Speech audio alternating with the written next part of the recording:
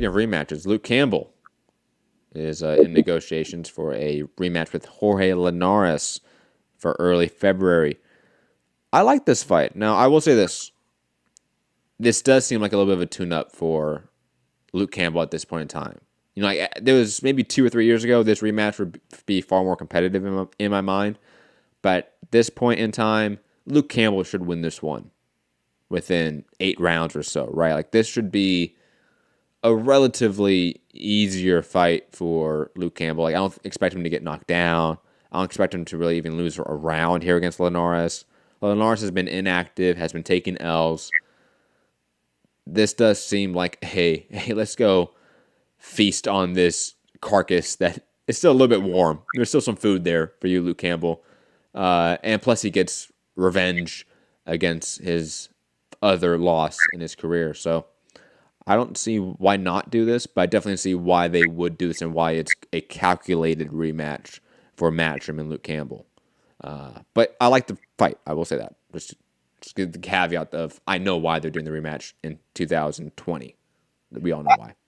I get it too, and it's fine. Yes. It's just I don't know. It's like a little petty. Obviously, Campbell's going to pick him apart. Campbell by cuts after 7. That's my prediction. Campbell stops him on cuts after 7. I like that. And it's one-sided, and he beats him up because Linares is shot.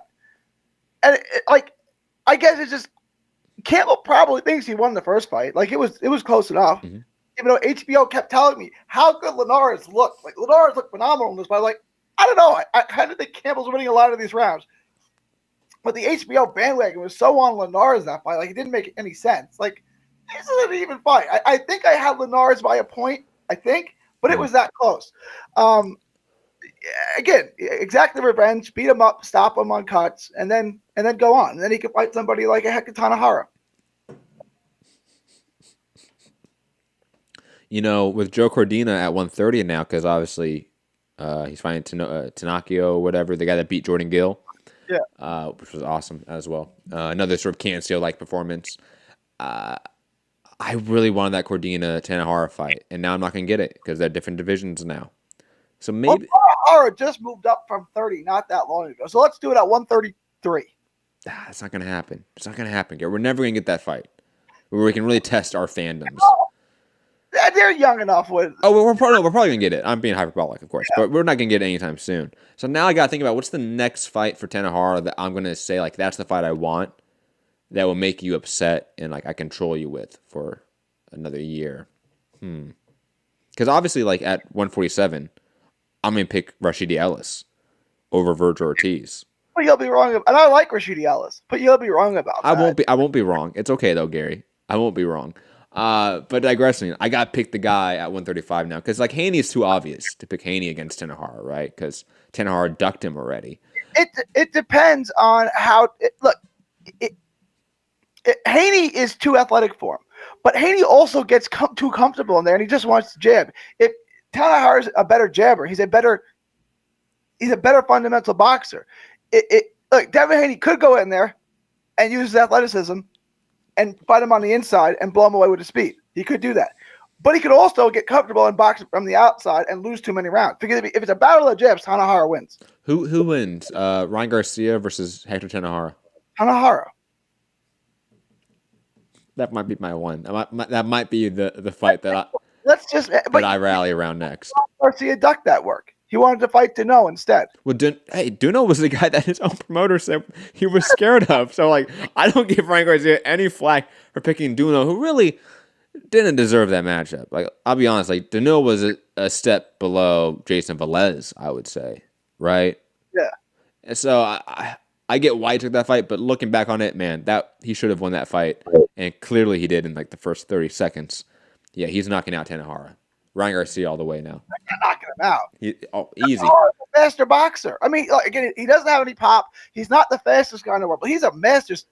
He's a master craftsman at his craft. Oh my god, excellent. Yo, he's like Adam Lopez. Different than Luke Campbell. No. I'll be honest. I will say this. I think Tanahara is far closer to a Adam Lopez than a Luke Campbell. What does Luke Campbell do that blows you away?